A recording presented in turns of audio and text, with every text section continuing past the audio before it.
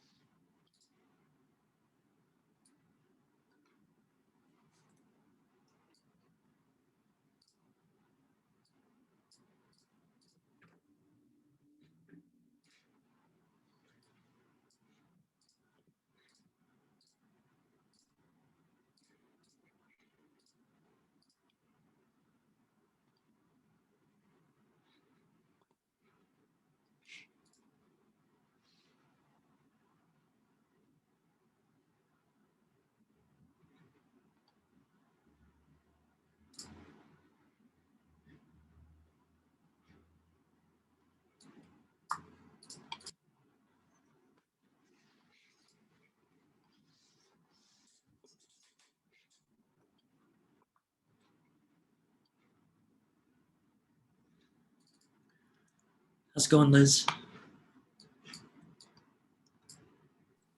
Hello, how are you? Good. Just renaming myself so people know who I am. See if my background is actually where, oh, there we go. Okay. I was hoping to avoid the headset look, but my husband takes meetings in the room directly above mine and he's boisterous. So here we are. Yeah.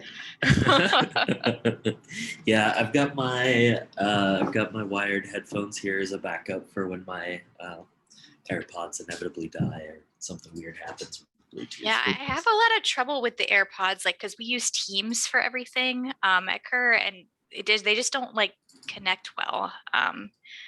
So I switched to this bad boy, and honestly, it's ugly as anything, but works great. So Yeah. Gets the job done. That's exactly. What matters. Hey, Lindsay. Hello, everyone. How you doing? How many Zooms can you fit in a day? I was like, Heather, I haven't eaten yet, which I still haven't eaten. I'm like, No. let's go to the bathroom before this one. So like, I have to get off.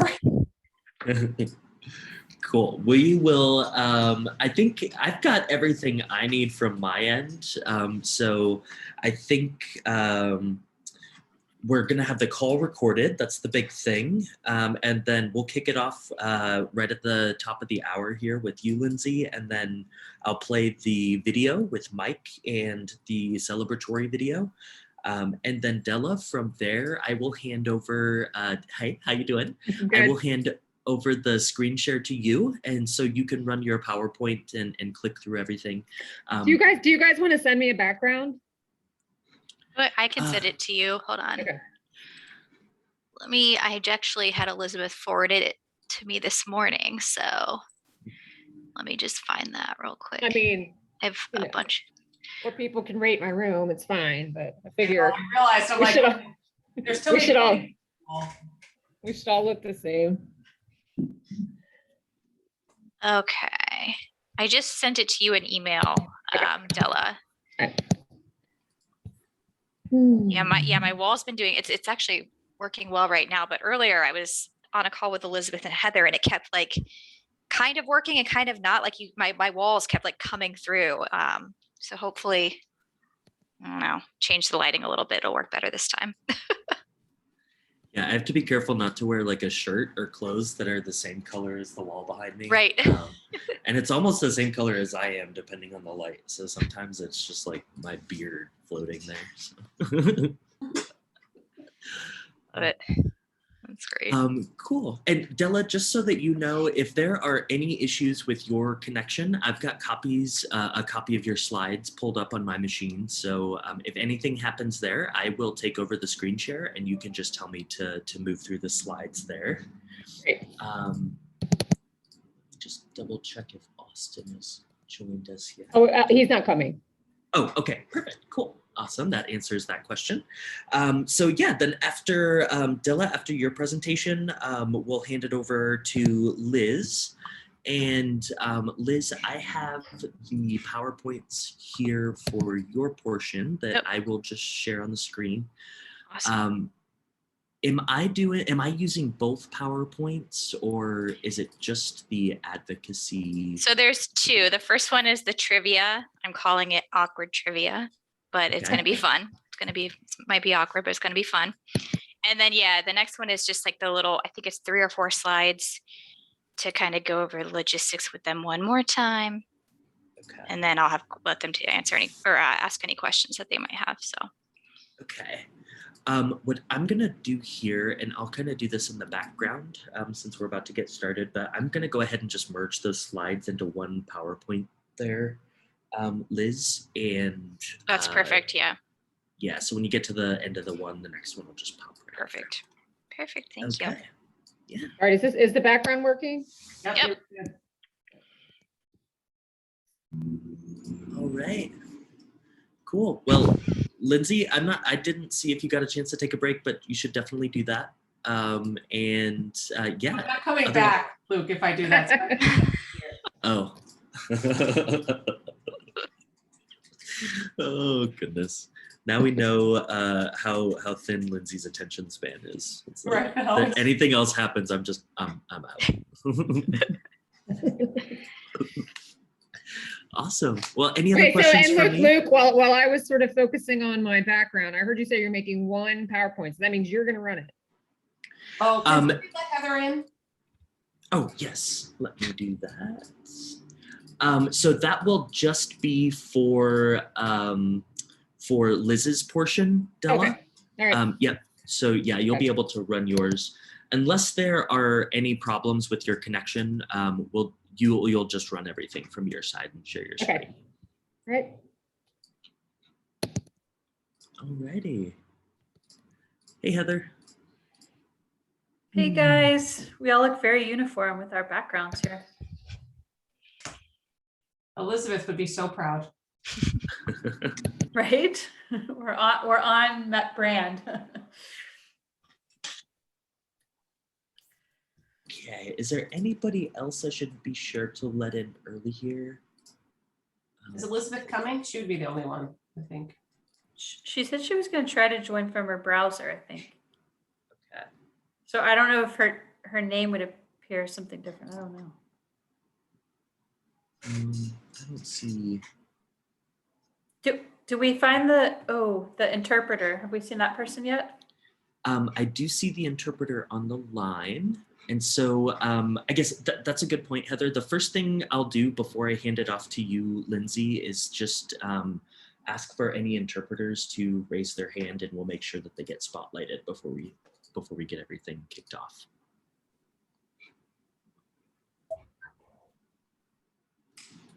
Okay, so let me take this to full screen. You look very relaxed. I like your background better.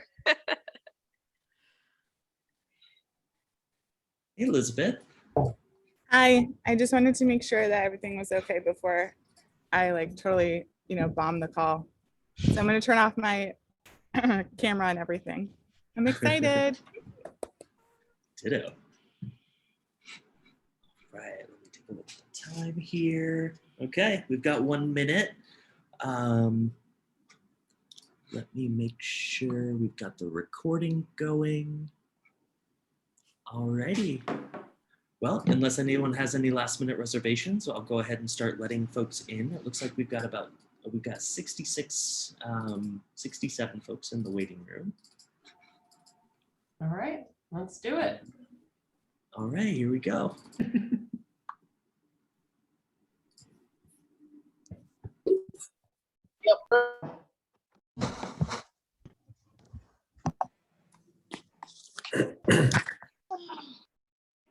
Hi. Hello, everyone. Before we get started here with Kerr Posters on the Hill, first, I'm Luke Zimmer. I'm assisting Kerr with any kind of technical questions that anybody has. So if you have a question about Zoom or your connection, look for me in the participants list and you can send me a private chat there. I'll be happy to help. In the meantime, if we have any interpreters on the line, if you could go ahead and raise your hand using the reactions button at the bottom of the Zoom window, we'll make sure that you get spotlighted there so that we can see your video on the screen. Okay.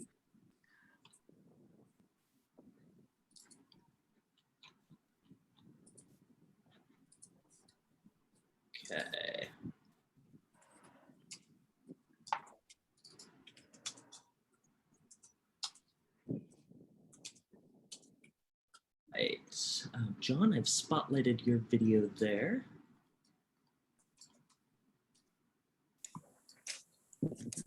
All right. And if we have any other interpreters joining us, please feel free to send me a direct chat and I will make sure that your video gets spotlighted there. Otherwise, I will go ahead and hand it off to Lindsay Curry. Thank you much, Luke, and good afternoon, everyone, and welcome to the Council on Undergraduate Research 25th Annual Posters on the Hill. My name is Lindsay Curry, and I have the honor of being the Executive Officer for the Council on Undergraduate Research. We are so excited to have you here with us today. This is always one of my favorite events of the year. even in this virtual environment. This is our second go at a virtual Posters on the Hill, and it still was a highlight last year. The Council on Undergraduate Research holds this event to highlight the work of undergraduate researchers from across the country to members of Congress, congressional staffers, federal government officials, academics, and others, demonstrating the value of the federal investment in undergraduate research. This year seems as important as ever to make sure we continue to spread this message. We believe that the mission and vision of Kerr is more timely than ever.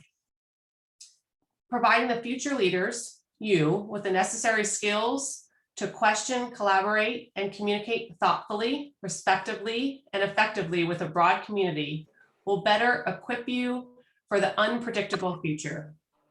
Participating in undergraduate research, scholarship, and creative activity is building your self-confidence, nimbleness in the face of unexpected obstacles. It provides a belief in the needs for supporting evidence, and so much more. Kerr will continue to advocate for increased support to make these opportunities more broadly accessible. We will provide platforms for sharing, learning, and support. We hope you'll help us spread these messages over the next day, but long beyond as civically engaged researchers. I want to share a hearty congratulations to all of you, our undergraduate researchers, on your acceptance to this prestigious program. Several hundred applicants were submitted last fall from across the United States. They went through a rigorous, highly competitive review process, and only 60 were selected. We at Kerr are overwhelmed by your accomplishments. We also cannot let the hard work, determination, and support of the faculty, staff, advisors, and mentors be forgotten. They serve as stellar examples of the best in higher education. Thank you. This year is a little different as we embark on our virtual celebration. We're forced to push ourselves to meet a new screen-to-screen relationship standard. Our students who are used to taking months of hard work and putting it into one poster they can speak to have expertly shifted gears to provide you with this incredible experience. This virtual event and companion Twitter takeover will spread the message of undergraduate research and showcase the studies to a broader audience. You will show future employers, academic institutions, and advisors and mentors just how much your undergraduate research experience has impacted you as you exhibit the ability to be flexible, open-minded, and influential. Please join us in celebrating the accomplishments and spreading the word of the power of undergraduate research. Over the course of the next hour, we aim to have a little fun, help you get to know some of your fellow presenters, provide some timely information on advocacy initiatives you may want to include in correspondence or meetings with your representatives, and celebrate the amazing work of you, our presenters. With that, I would like to start with a huge thank you to Mike Jackson and Larry Wimmers, our outstanding examples of the best of Kerr leadership. They're the co-chairs of the Posters on the Hill committee and did amazing work behind the scenes making this Posters on the Hill program possible. And with that, let me turn it over to Mike.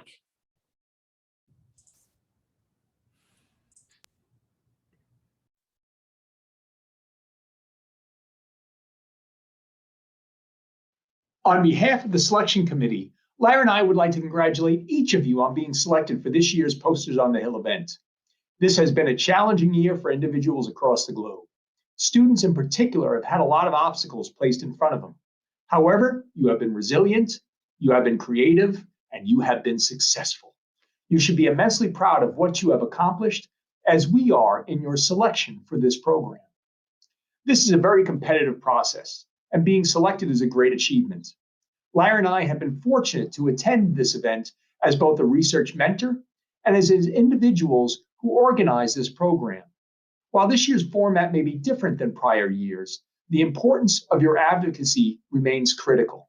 Take advantage of the opportunity to engage your congressional representatives, their office staff, representatives from funding agencies, and the public about the great work you are doing.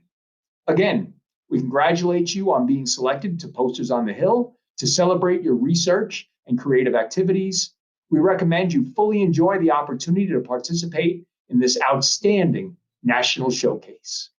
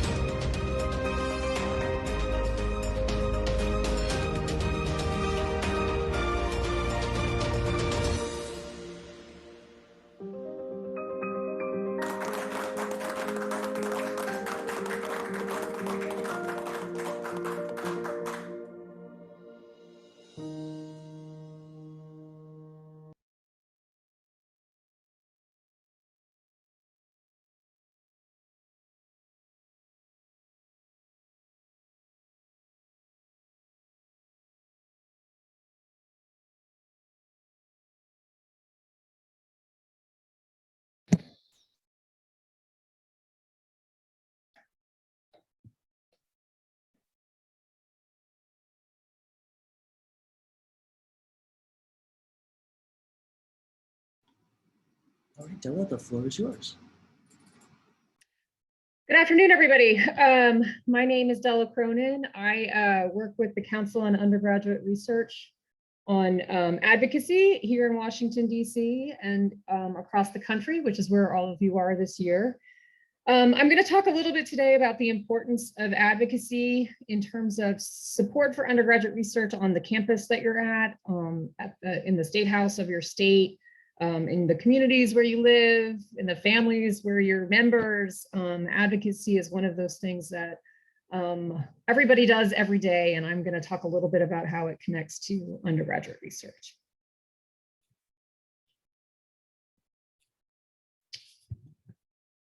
If I can, there we go. Okay, so let's talk about why advocacy is important. Advocacy simply means supporting a cause. I suspect many of you have many causes in your life that you feel are important and you work hard on regularly. And here in the policy world, part of our job is to support a specific cause and try to get others to support that cause as well. Advocacy takes a lot of different forms. It's speaking up, it's drawing attention to an important issue. I suspect many of you were involved in at least one or two issues in 2020 that were important to you, and you saw advocacy on the news just about every night for very, very many different kinds of causes that are important to you and your communities in the country. While some of those activities were bringing attention to certain causes, of course, the more complicated part of advocacy is the solution that we'd like to arrive at. Specifically in undergraduate research, we're doing advocacy around both research and education broadly. Both issues are important to improving the federal programs that undergraduate research depends upon in Washington, D.C. So as I mentioned, you might not think about what you do every day and the conversations you have every day as advocacy, but maybe you've asked a professor for more time on a project that you've been working on. That certainly is very self-interested advocacy. I would posit that telling your family about your work is something that you should do. Maybe your immediate family knows, but perhaps some of your extended family is unfamiliar with undergraduate research. It's certainly a practice that has come into its own in the last 10 years or so. So anybody who was in an undergraduate research program, an undergraduate program before that might not be familiar with it. It's worth explaining to them. You might be explaining to folks on campus why you need more equipment for your work. Asking for a raise is a pretty obvious form of advocacy, trying to get out of a ticket.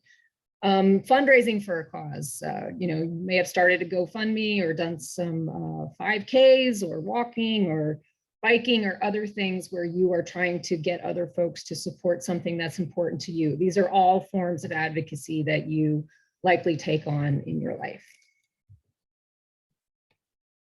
So what does it mean for Kerr to do advocacy? So Kerr's mission, at least part of it, is to work in support of undergraduate research and policies and decisions from decision makers that support the growth of the practice across the country.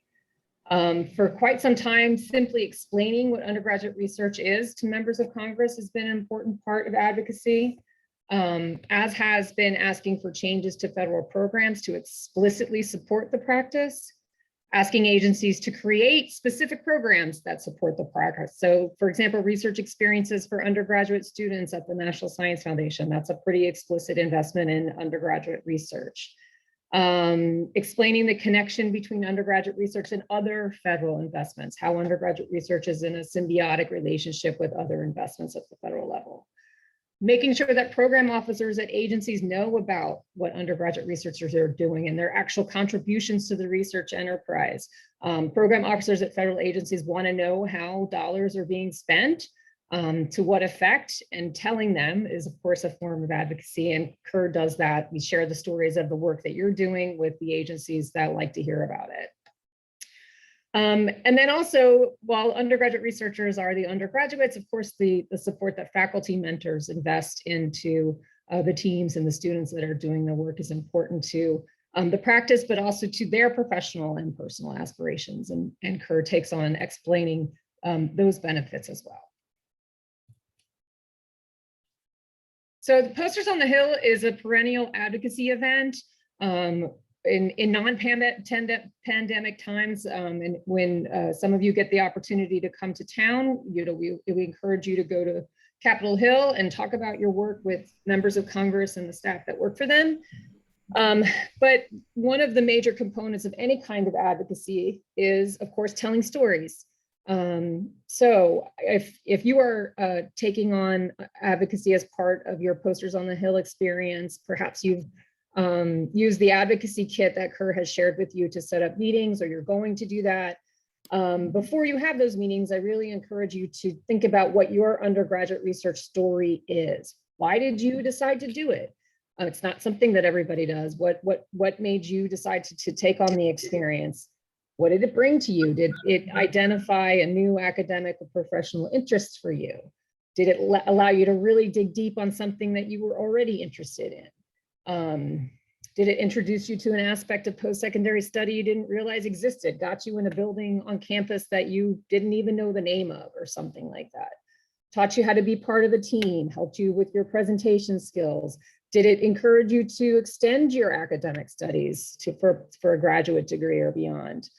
Did you end up making a discovery that was important to your field? Did it get you a job? What a practical application of undergraduate research. I think, in part of our advocacy work at the federal level, we always talk about how undergraduate research really gives those who participate in it the skills that employers are always saying they need: working together, being able to talk about work. That's those sort of skills that employers really value. So I suspect in your job search, these skills will serve you well as well. So all this is to say, when you're doing advocacy, think about answering these questions and developing a short narrative about why you're doing undergraduate research and what it's done for you personally. And then what do you do with that story? Okay, you've got the story. Let's start telling it and honing it and making it better. Tell your friends. Make sure that your friends know what undergraduate research is and how it's important to you and what you've learned from it. Tell your parents. Maybe they don't know what you're up to. You probably belong to one or two groups on campus or in your personal lives. Make sure they know about your work and what undergraduate research is. Maybe local employers around campus don't know what it is and how it could be helpful to them. And if there's any other causes that are connected to your work or organizations that would be interested, think about telling them their story. And then identify programs or entities that support undergraduate research on campus and bring it to them as well. So now you've hopefully thought about a story, or not right now, but you will soon if you haven't, and you'll develop a story and hone it. Who you're going to tell it to, you're going to practice on those folks. And then in Washington, D.C., this saying at the top, the time for making friends is before you need them, is a familiar one to anyone in Washington, D.C. We really encourage folks who are trying to do advocacy, before you have the meeting or come to Washington or schedule the meeting, learn about who represents you in Congress. Everybody has one member of the House and two members of the Senate that represent them. Here, this tool can help you look them up by just entering your address. If you don't know who your governor is, you can figure out who they are from this tool. And I'm sure you've heard recently, so much is happening in state legislatures. Oftentimes folks know who represent them in Congress, who their governor is. I suspect not a lot of people are familiar with who exactly represents them at the state level in the legislatures, and this resource can help you figure that out. And then think about other folks that make decisions that affect you every day: the mayor, city council members, other local officials who are making decisions that affect you, your campus, your life. And a really easy step, if advocacy feels like a big undertaking for you, is find these people on social media and follow them. Then you can see what they care about. What is it that they talk about on those social media platforms, and figure out how and whether those issues connect to undergraduate research, so that when you do speak to them, you can say to yourself, oh, I know that you really care about infrastructure spending. Let me tell you how undergraduate research connects to that issue. So what is Kerr doing on the advocacy front in Washington, D.C. right now? There's so much going on. It's been a very busy year. I'm sure you know that there's a lot of money being sent to states to address the economic impact of the pandemic. That impact, of course, has been seen in the research world as well. And so there are a number of pieces of legislation that the Council on Undergraduate Research is supporting as they wind their way through Congress. The first one here is a piece of legislation called the Research Investment to Spark the Economy Act. The sudden pandemic certainly affected lots of research endeavors adversely. People weren't allowed to go to the labs that they had been doing their research in, or they weren't traveling to the conferences where they share best practices. All these things that are really important to the research enterprise just paused. So collectively, all the interests of the research world have argued that they need money to sort of get things back going. And there's a piece of legislation that would invest $25 billion into getting everything back on track. The Council on Undergraduate Research supports that piece of legislation. Hopefully, if you talk to folks about what you think might be important to undergraduate research, you'll share that interest as well. There's another piece of legislation that's called the Supporting Early Career Researchers Act. That's actually a bipartisan piece of legislation that would create a new postdoctoral fellowship program at NSF. Once again, to prevent the loss of talent, which many are concerned about as a result of the pandemic. That's another piece of legislation that we'll hope that you would be supportive of, as is the Council on Undergraduate Research. And then the National Science Foundation, of course, is very important to the research enterprise. And every so often, Congress thinks about how that agency is working and whether the programs and its structure should be updated. They're doing that right now. They're having a big conversation about the country's competitiveness, specifically as it relates to China and how we could better compete with that country in innovation. And so there's a bill in the House of Representatives called the National Science Foundation for the Future Act that actually explicitly calls out undergraduate research and its contributions to research and innovation. The Council on Undergraduate Research is really excited about that proposal because undergraduate research doesn't really get mentioned specifically in a lot of federal programs. So this is what we would consider to be a win on the advocacy front. And we're very hopeful that as Congress talks about how to improve the National Science Foundation, that they'll agree with the position of the Council on Undergraduate Research that undergraduate researchers should be explicitly included in the research enterprise going forward. So those are 3 pieces of legislation. We're following more, but those are big ones that we're thinking about right now. And here are some tools that are on the Council on Undergraduate Research's website that you can take advantage of, or there are activities that you are already taking advantage of. There's an advocacy toolkit, if you haven't seen it already, that I hope plainly explains how to set up meetings and how those should work if you do set one up. There's events year-round that the council is doing that you can participate in. I'm so pleased that you're participating in Posters on the Hill, and congratulations on doing that. It's a very important event to the Council on Undergraduate Research and the practice of undergraduate research. There's Kerr that happens every year. There's also award programs that Kerr administers, and we take the winners of those programs and try to share the good news with folks who are in decision-making positions so that they can see the best of the best. And it's an opportunity for the organization to explain once again how important undergraduate research is and can be to the country. So that's sort of the Advocacy 101.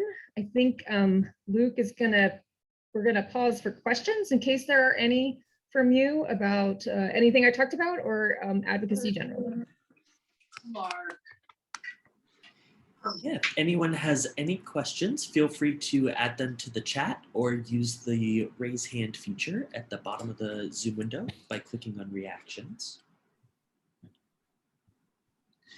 One question that I got, Della, is if it's possible to get a copy of these slides and whether or not we can share them afterward with the meeting recording. I'm going to go with that's a big yes. I'm happy to share the slides with any and all. I assume this will be recorded and available broadly. Yep, we will make a recording available. So awesome. We'll share the slides as well with all of that stuff.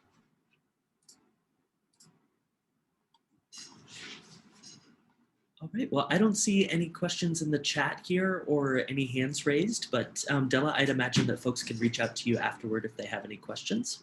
Absolutely. And thanks again, and congratulations. And I hope that you'll take on some advocacy, big or small, as part of your exemplary work in the field. Thanks again, and congratulations. Thank you, Della. All right, with that, I will hand it over to Liz.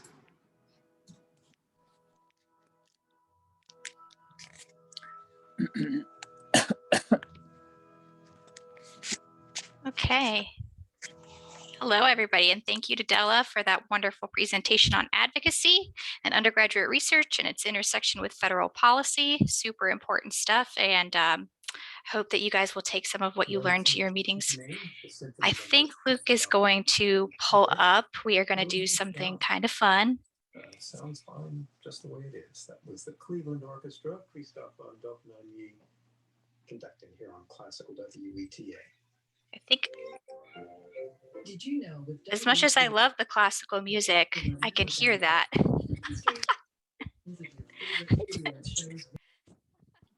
Okay, sorry about that. I don't know what happened there, but I lost Zoom for a second. Okay, let's Oh, no go ahead. worries. We're going to play a, yeah, thank you, Luke. Yep. Once we get it pulled up, I will explain. All righty. So we're going to do something hopefully a little bit fun. We're going to play a little advocacy trivia game. I have 10 advocacy and/or undergraduate research specific questions I'm going to ask. And all you have to do to participate is answer each question using the chat box. The first person to get each question right is going to receive a $10 Starbucks gift card. So hopefully that will incentivize you all. Again, just it's going to be multiple choice. It's going to be A, B, C, D.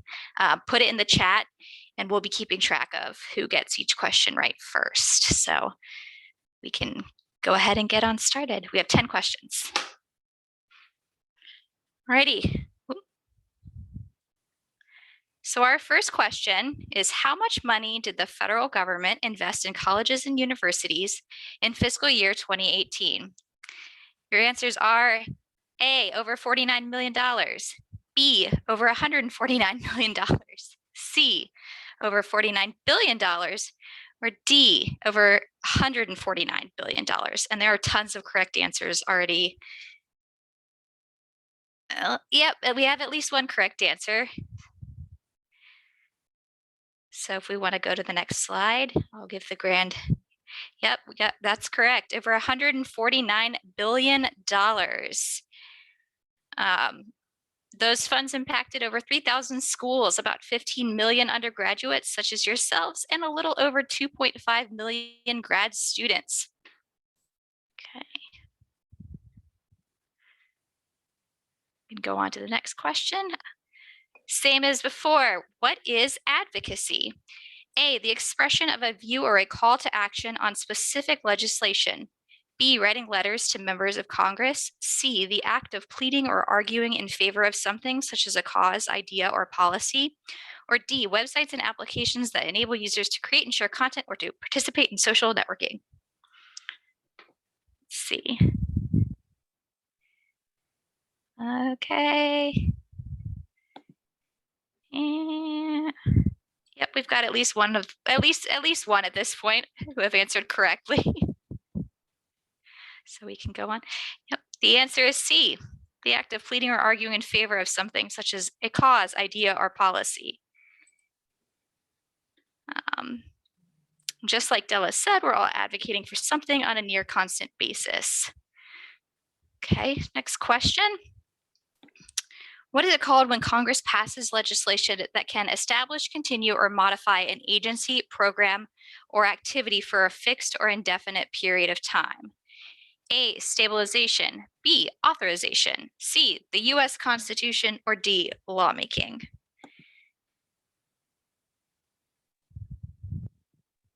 All right, we've got at least one person who's answered correctly at this point.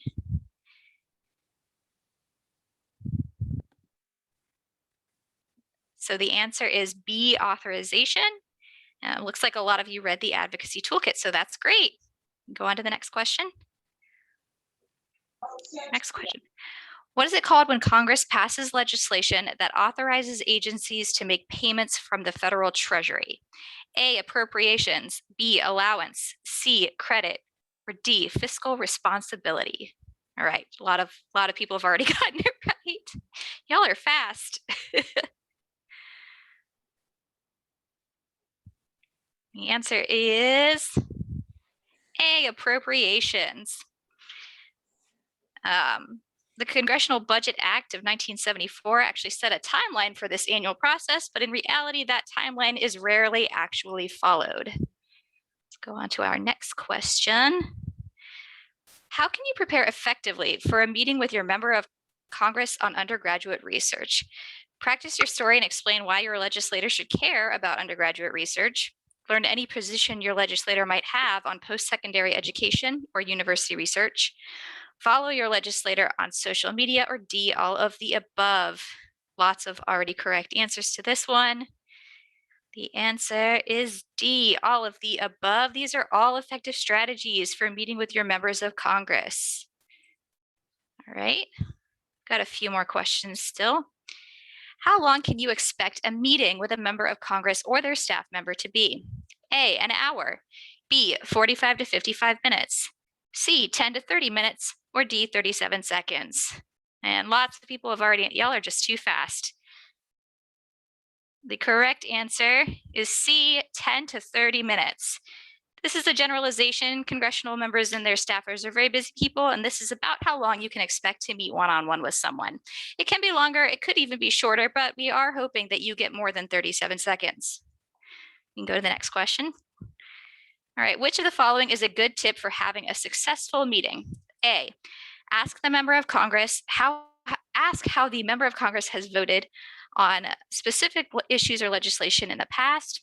Discuss politics, not policy. B, C, high five everyone before and after the meeting. Or D, connect your issue to your school or community. Lots of people are already answering correctly that the answer is D, connect your issue to your school or community. For various reasons, which may or may not be obvious, we recommend not adopting any of the other strategies at this time. All right, our next question. Which of the following do investments in undergraduate research accomplish? A, increases graduation and retention rates. B, increases graduate school enrollment rates. C, provides effective career preparation. Or D, all of the above. Lots of correct answers. So everyone knows that the correct answer is D, all of the above. Alrighty. Go on to our next question. Which of the following skills does undergraduate research generally not develop? A, critical thinking. B, creativity. C, object permanence. Or D, problem solving. Already got a lot of people having answered this one correctly. The answer being C, object permanence. An important skill nevertheless, however, most of us will have obtained this particular skill by the time we are about 7 months old. So moving on to our next question.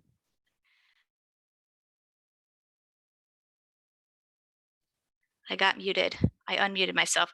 Our last question, this one is just kind of for fun. If you follow maybe somewhat more obscure scientific research, a recent study by the University of Eastern Finland shows that blank among middle-aged men is associated with an increased risk of cancer.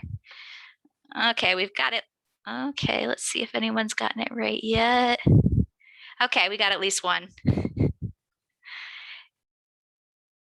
I just realized I didn't actually read the options, but the answer is B, loneliness. This is actually something that scientists have been studying for years, but a recent study published by the University of Eastern Finland in the publication Psychiatry Research shows that loneliness increased the risk of cancer by about 10% in a sample size of 2,500 men who began participating in the study in the 1980s.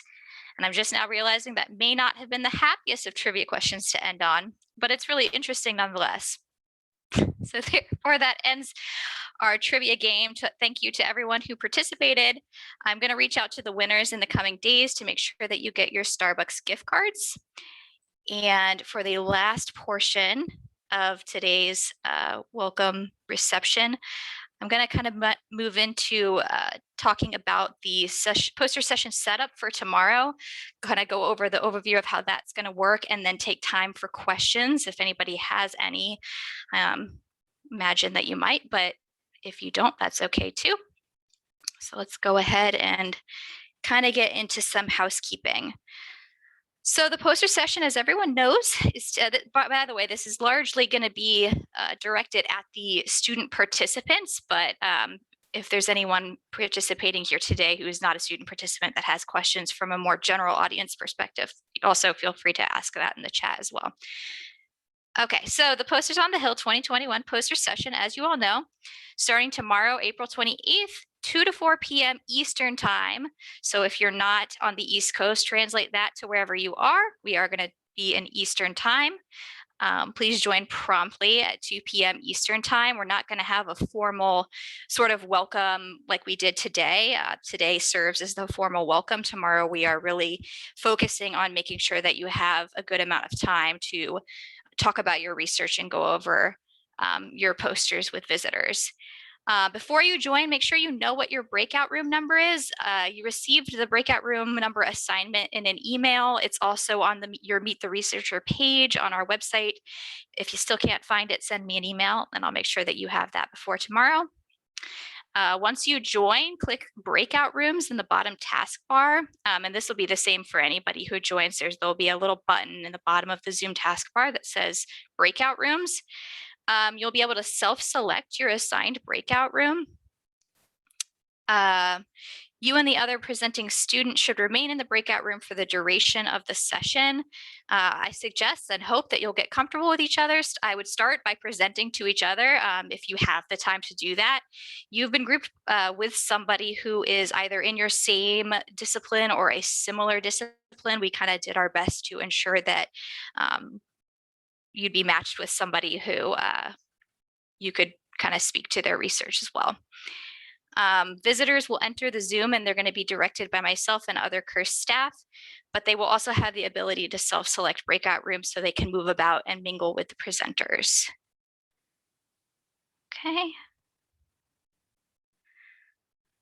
Just some more kind of 101. Each breakout room has its own chat. So if you want to communicate that way or need to, if something happens with your microphone, you have any sort of technical difficulties, each breakout room will have its own chat. Ensure that your camera is on. That's not absolutely required. If you're not comfortable being on camera, you don't have to, but it just kind of mimics that sort of in-person interaction that you'd normally have with a poster session. And mute/unmute yourself when that's appropriate. Myself or other Kerr staff might enter your room periodically just to check in, make sure things are going well. Within the breakout room itself, you can screen share whenever you're going to go over your research, whatever you've created to display your content. Please be sure to use the screen share feature. And then remember to stop sharing your screen once your visitors have left. Guests and visitors will be able to see how many people are in a breakout room at any given time, but you may still have a line or a backlog of guests. If that happens, don't worry. This is a really good problem to have. It means that people really want to talk to you. It happens at poster sessions all the time. People will wait their turn or they'll come back when your room is less busy. And then as the end of the session draws near, Kerr staff will pull you out of your breakout rooms to go ahead and end the poster session. So you won't be wondering when you can or cannot leave. I believe that kind of brings us to the end. So if we have any questions, I'm happy to answer those. I see. Okay, Luke put in the chat if anyone has any questions. Yeah, about the structure or setup for tomorrow's session or the program content, anything like that. Okay, I have one question that came in that says, how many presenters are in each breakout room? So you're going to be paired with, in most cases, one other presenter or presenting team who's within your own discipline or very similar discipline, presenting research that you can kind of more proactively engage in. There are a couple of rooms that have up to 3. Hope that answers that question. Let's see. next person said, with numerous presenters in the room, should we just decide between us who is going to go first? So that will kind of depend. So it'll depend on your visitors. So when you do an in-person poster session, you don't really start presenting until you receive an audience member, until someone actually physically walks up to your poster. This is different because, of course, people aren't physically walking up to your poster, but they're still going to enter your room. They may say who they're there specifically to meet with. They may be there to meet with both of you. In that case, yeah, you could just sort of decide between the two of you who would go first. Or they may say, hey, I want to hear from Susie, and then Susie will speak. Next question, will it end promptly by 4 o'clock? Yes, we will end promptly by 4 o'clock. We are very respectful of people's schedules because I know you all, just like all of us, have a lot going on. Okay. Next question. So will people be joining the breakout rooms and asking us to present the research? So we will be presenting multiple times if I am understanding correctly. That is correct. Yeah. So just like if we were at an in-person poster presentation, you will present as people come in. Some people may want you to give a full overview of your poster or of your research. Some people may come in with like specific questions ahead of time. Maybe they already read your abstract and so they know what they're gonna ask you, but they'll kind of probably be the lead on that so that you'll know how to begin with that particular person. Okay, thanks, Luke. I may have missed a question. I am a faculty mentor for one of the presenters. Are we allowed to pop into other rooms? And is there a program to know which rooms to pop into? So absolutely, the breakout rooms are self-select. So you can go in and out as you wish. You can mingle. And then, oh, that is something I did forget to mention. We are going to have up on the main screen, we'll pop it up in our main, I guess, kind of waiting room area. We'll have a quick kind of guide to who's in what room, but also periodically in the chat, we're going to be posting the PDF that's going to kind of provide a little bit more detail about who's in what room, what state they're from, their institution, what Kerr division, and then the title of their kind of like a program, but not a formal program, if that makes sense. We'll make sure that you can find who it is that you're looking for. The next question, will we have a chance to see research of presenters outside of our own breakout rooms at any point? So the way that the poster session is set up tomorrow, you kind of need to stay in your own room just because we don't have a way to ping you in case you get a guest. But we will look for ways to connect you guys beyond the 2-hour session tomorrow.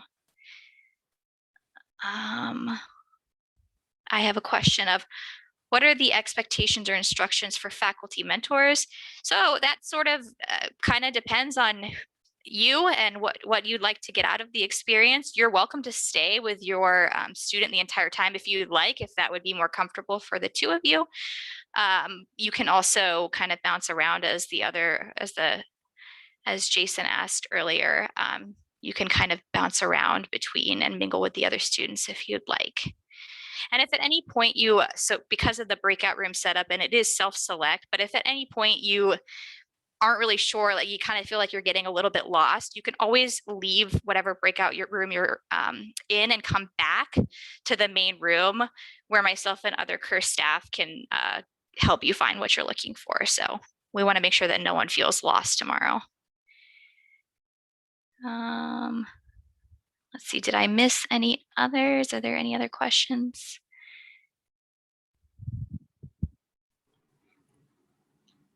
I have not gotten any other questions on my end, Liz, and I don't see any hands raised. So that's okay.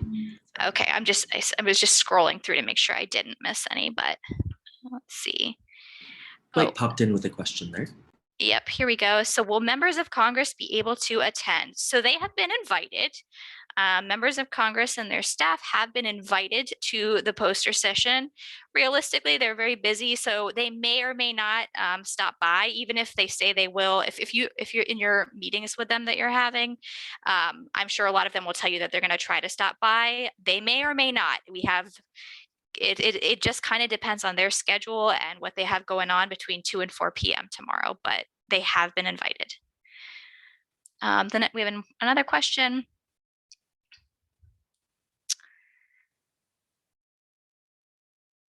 Oh, that is actually from Elizabeth.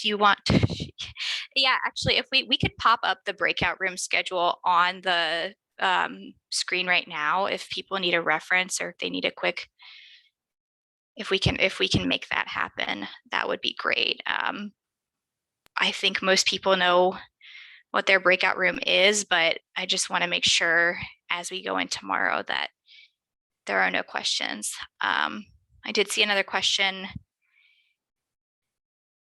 How will faculty mentors indicate to Kerr staff that we are faculty mentors so that we don't get stuck waiting in line to visit our students' groups? So maybe that was a poor choice of words on my part. When I say like a backlog or a waiting room, you'll physically be able to enter any breakout room. You won't actually be prevented from entering the breakout room. I just use that to sort of describe what would happen if you suddenly had a lot of visitors all at once and you couldn't speak to them all at once. But as a faculty mentor, you'll be able to get into your students' breakout room. Let's see. Can we only let one guest in at a time, or can we present to multiple visitors together? Like get multiple visitors together. I'm sure there, and maybe somebody more Zoom savvy could speak to this. There's probably a limit on how many people can be in a breakout room at one time, but not likely that we are going to reach that limit tomorrow.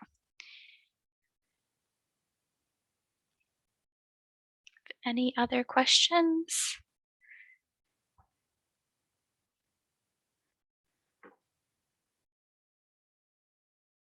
I can, okay. Luke is pulling up. This is what's going to display tomorrow on our main screen when people enter the Zoom poster session. It has your room number, your breakout room number. It has you listed by last name, and then the division that you are representing. We'll have a slightly more detailed document that we're going to be popping into the chat periodically throughout the session tomorrow. That's going to list all of these things, but it's also going to list your institution name, your state, and your project title. So that is if anyone wants to take a look at that before tomorrow. And again, these numbers are also going to be listed on your Meet the Researcher page, and then via the email that you received, I believe, on Friday.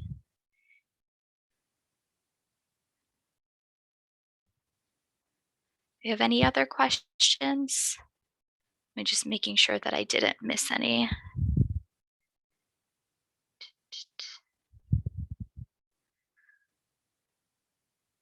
Okay.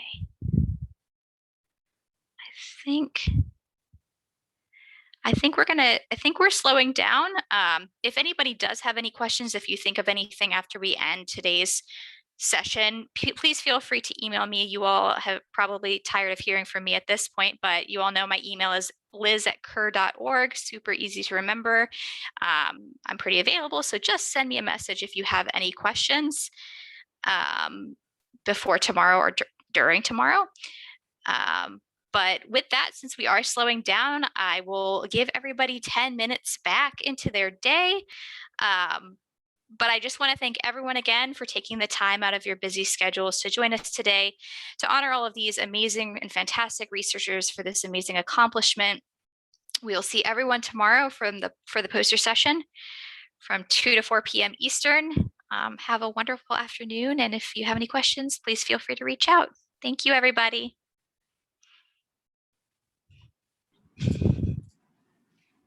Thanks all. Thank you, John, so much for your interpretation today. We appreciate it.